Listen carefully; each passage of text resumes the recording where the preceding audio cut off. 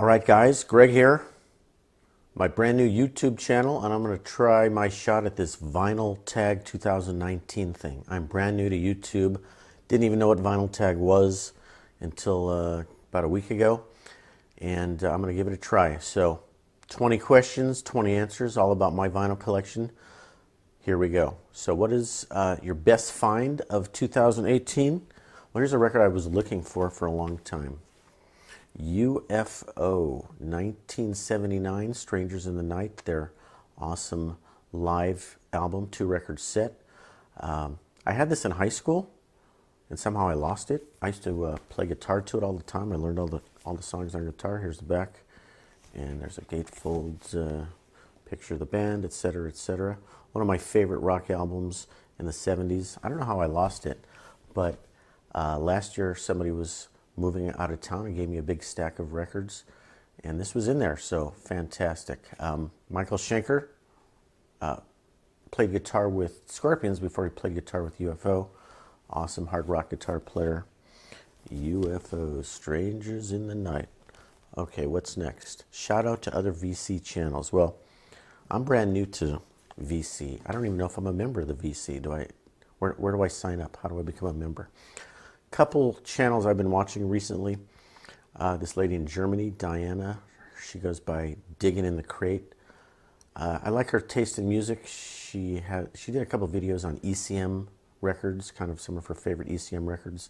I thought that was kind of cool because she's kind of eclectic. And then there's this older gentleman, Odd Box Topper, older than me.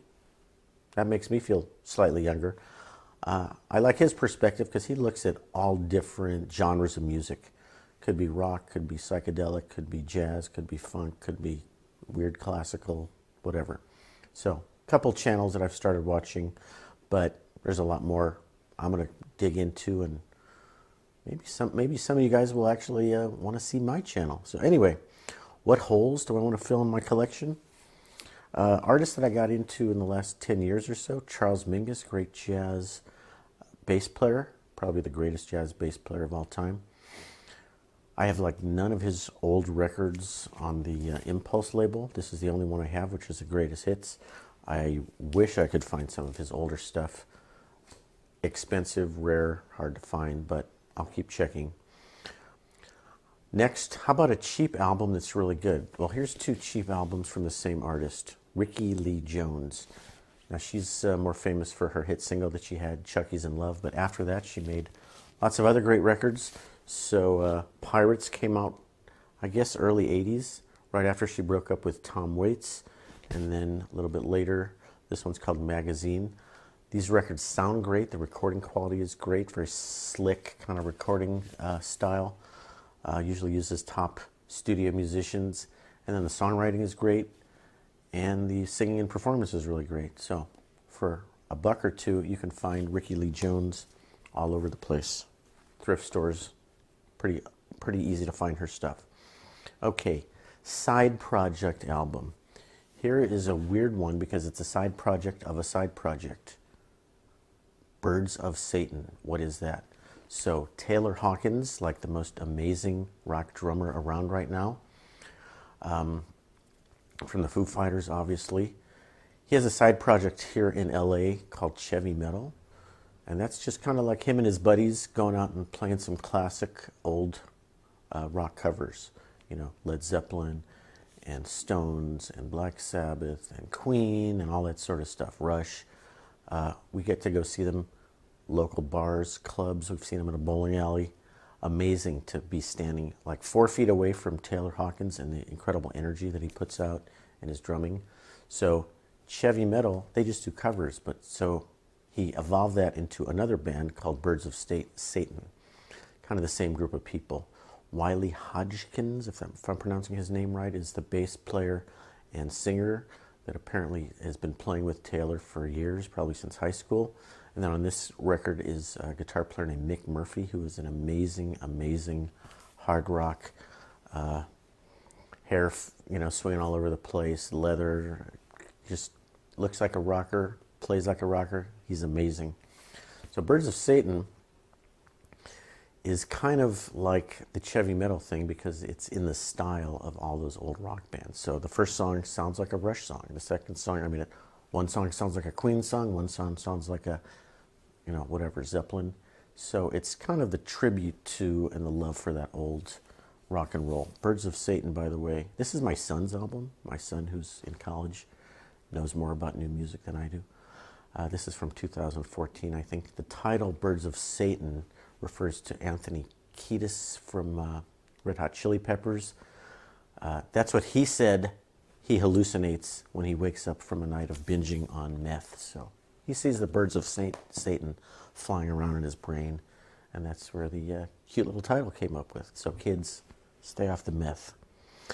Okay, number 6, a song that is uncharacteristic, or a record that's uncharacteristic from a group or artist, whatever. Bill Evans, one of the most famous jazz piano players of all time. He's mostly known for playing in the style of like a jazz trio, jazz bass drums. So this record is one of these trippy, what if we tried something with a symphony orchestra and got all bombastic and that type of deal. So this is a 4-movement piece for brass orchestra and jazz trio. Klaus Ogerman wrote the music, who's a pretty famous jazz arranger and composer. And it sounds like it would be weird, but it's actually really good. So it goes from orchestrated brass to jazz piano to Fender Rhodes piano to jazz trio. Symbiosis, check it out. It's on the MPS label, kind of an obscure German label, and they were actually owned by the tape company, BASF, B-A-S-F. You can maybe see the logo way up there, BASF and MPS. I think 1974 this came out. Symbiosis by Bill Evans. What's next? What's next on the big list here? What's the last album you purchased? Well, I purchased like a zillion albums in the last couple months, a lot of thrift store stuff. I don't want to bore you with kind of a random thrift store pick. I mean, yesterday I came home with 5 records from the thrift store. Which one did I purchase last? I don't know. Instead, I'm going to give you a different answer. I'm going to give you the last album that I went out and purchased because I wanted that record, like I sought it out. So, kind of an unusual one. Classical. Yo-Yo Ma, the great cellist, doing the Bach cello suites. This is a triple record set. I was actually looking for the Bach cello suites, the old recording that he made probably in the 70s, which is getting kind of pricey now. I usually see it for like 50 to 100 bucks. And so I'm looking for that on eBay, and this one came up because I didn't realize he had just recorded it again. So now he's recorded this piece of cello music 3 times, like early, middle, and late part of his career. So this is the last time he's going to record it. So it's kind of a big deal. It's kind of a big, important cello piece if you're a cello player. Very technical, complicated piece, 1.5 hours long, but it's kind of like a Mount Everest for cello players. If you can do the whole Bach cello suites thing and do a good recording of it, it's kind of a big deal. So this is called 6 Evolutions, which is the 6 cello suites, and really nice fancy artwork, and there's probably more full. Oh, give me a break here. Hold on. There's the evolution of the 6 whatever, and photography, and beautiful, great sounding record. Yo-Yo Ma. Okay. How about a great album with a bad cover? Great album with a bad cover. Well, let's go back to Bill Evans. The 70s style artwork, kind of psychedelic, Peter Max, kind of cheesy. They came out with the reissue on a different cover years later. I like getting the early original stuff, so it's cool because it's 70s, but come on, the art is not that great. It's the colors are bizarre and so on and so forth. Okay, switching gears, a bad album with a cool cover. Here's a record I bought recently because of the cover. Shorty Rogers, trumpet player back in the 50s. Shorty, what's it called? Shorty Courts the Count, referring to Count Basie, so there's a lot of Count Basie songs on here. This artwork is by a guy named Jim Flora, really famous artist who did a lot of really cool looking covers, I guess in the 50s, maybe the 60s. If you look carefully, you can see it's very abstract, but there's a jazzy jazz dude with a trumpet, piano. His album covers are just really intricate and strange, and I was actually looking for a Jim Flora cover, found this one for only $4. Music's okay, nothing special. A blues album, okay. I got a pretty cool one here for you. Earl Hooker. Earl Hooker is the cousin of John Lee Hooker, but not as famous.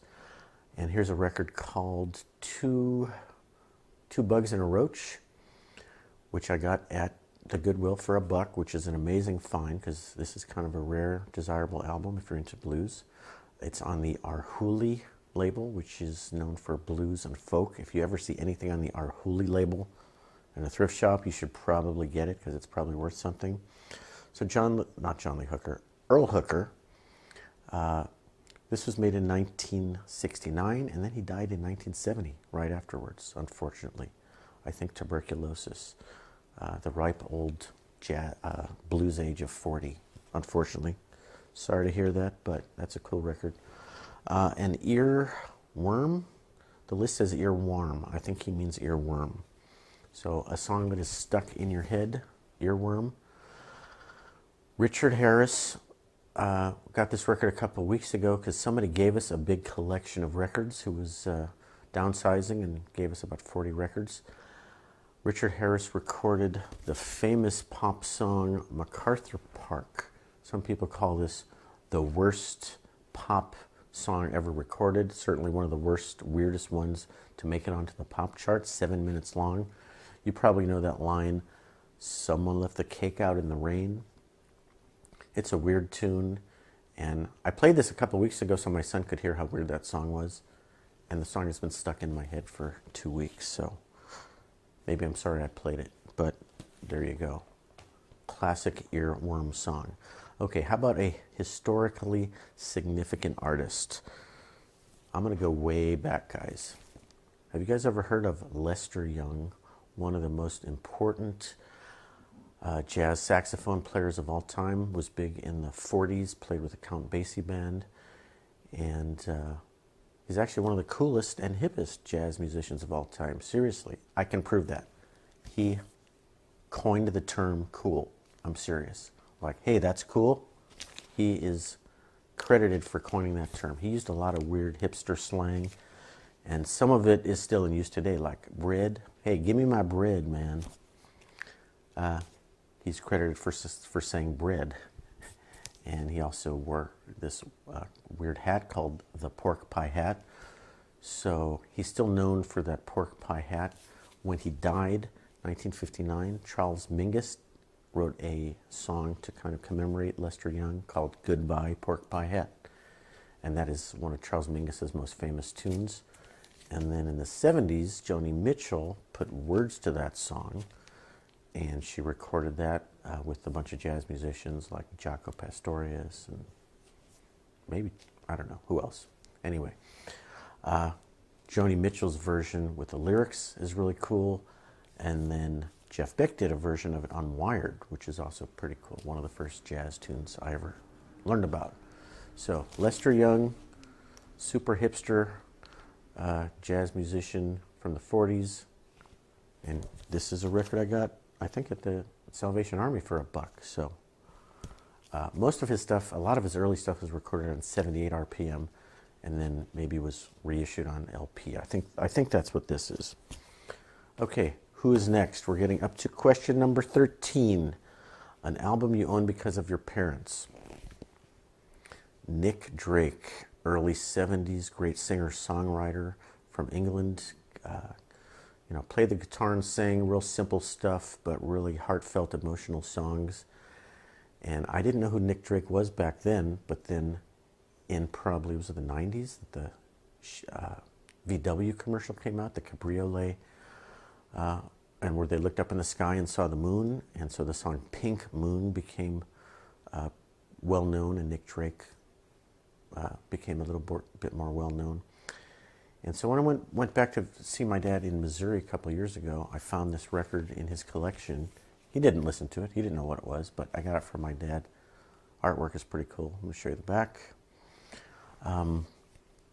My dad had a really good friend in the 70s who was a sales rep from Capitol Records, and he would give my dad all kinds of records, some of which we loved, some of which we didn't pay any attention to. But when I went back, I realized that this was a desirable record. Here's the inside. Nick Drake. So he died. It might have been suicide. Another tragic story. He was probably about 25 or 26. And he only made really 3 studio albums. But Nick Drake, pretty cool artist. You should check him out. Okay, number 14. What is your best dollar bin find? Does that mean best dollar bin find of all time? Because I got a lot of them. Here's one of my best ones of all time. 1964, Herbie Hancock, original Bluenote 4175, called Empyrean Isles. This was like one of his first earliest records that kind of put him on the map. And I found this at the Salvation Army for $1. Same run as that Lester Young album. Freddie Hubbard, Ron Carter, Tony Williams. Really lucky to find this very desirable record. It's probably worth a lot more than $1. And keep digging in those crates, guys. You'll eventually find something that cool. Favorite double album? Well, I got to go back to the UFO. So I'm not going to dig that out. UFO, double live album, Strangers in the Night. I'm going to double use that one, okay? If you don't mind. Otherwise, this thing's going to go on forever. It's already too long. What's next? Number 16, album you learned about from somebody in the VC community. I haven't been watching the VC community that long, so I'm going to, again, go back to number 2, the young lady in Germany who was listening to all the ECM stuff. Diana Bernat, I think her name is. She turned me on to a Terry Riptle album that I watched on video a couple days ago. I don't remember the name. Terry Riptle stuff. I have some of it on CD. He's kind of a weird avant-garde guitar player. Germany, I think, somewhere in Europe. I think he died recently. His stuff is hard to find. It's kind of getting valuable, so I'm going to keep my eyes out for some of his stuff. Okay, number 17. How about a 10-inch record? Most recent 10-inch record that we bought. My wife asked for this for Christmas, so I just got this a couple weeks ago. Aztec Camera was one of those jangly, poppy groups that she liked in the 80s. And this is a live record from them. It's 10 inches. Wait a minute. It's 12 inches by 10 inches. Weird rectangle. But trust me, the record on the inside is only 10 inches. I'm not going to take it out because we don't have all day. It's a live set, and I didn't really know this record, but we put it on the other day, and it's got a version of Van Halen Jump on it that's actually pretty cool. I think they did a studio version of Jump, but the live one sounds pretty cool. So pleasantly surprised.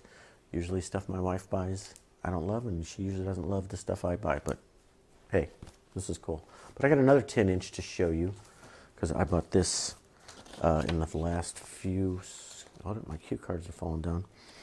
Last few months I got this 10-incher that's pretty amazing. This is 78 RPM shellac, Sun Records, Carl Perkins. We've got Honey Don't on one side and the original Blue Suede Shoes. Sun Records, classic record label from the 50s. Kind of like the first real rockabilly record, you know, right before Elvis and all that stuff. So this is an amazing find for a thrift store. This was $2. They're now charging $2 at some thrift stores. Can you believe that? But really lucky to find that. Okay, number 18, a 7-inch record. Here's a 7-inch single that I have that's pretty cool and pretty rare. Do you guys know the jazzy guitar player Nels Cline? He is now kind of world famous for being in Wilco, which is my wife's favorite group, so we have all of their records.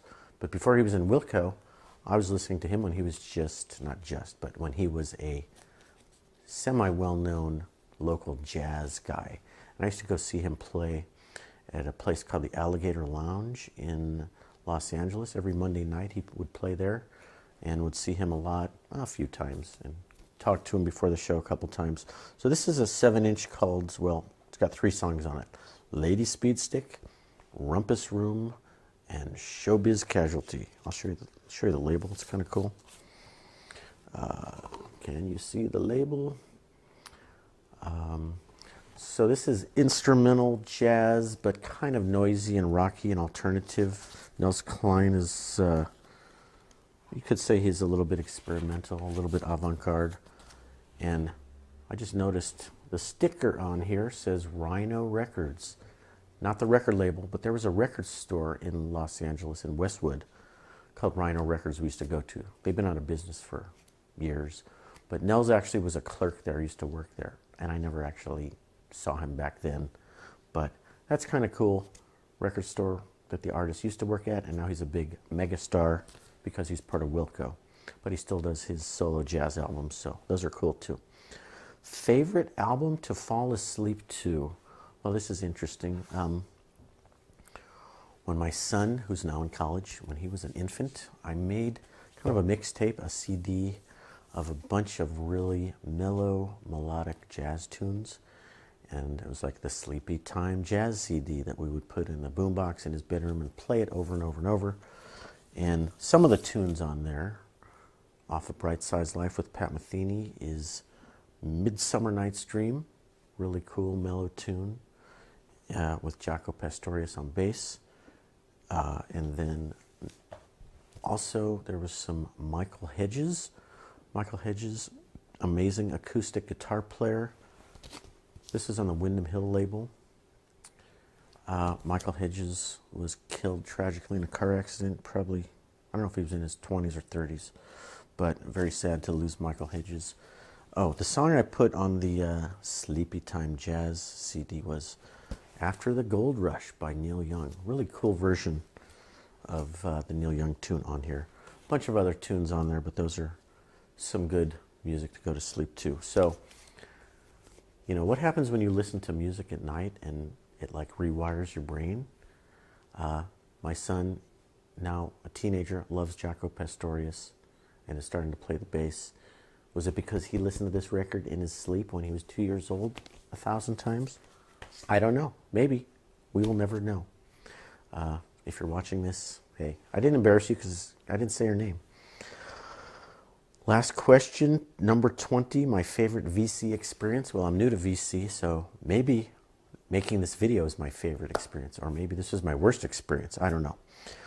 Any advice for people making videos? Well, I'm brand new to making videos, so why am I giving you advice? Well, here's my advice anyway. My suggestion is to go deeper into the history and the background of these records. Like, tell us what year it came out if you know.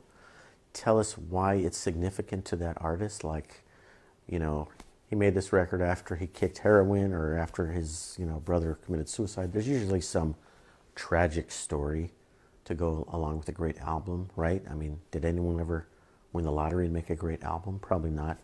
So give us a little bit of historical background, and also give a shout out to the record label, especially if it's an independent, you know, boutique indie label. They probably need the recognition and, you know, recognition for the hard work they do in bringing you these great records. So my advice, give a shout out to those great record labels because they deserve it.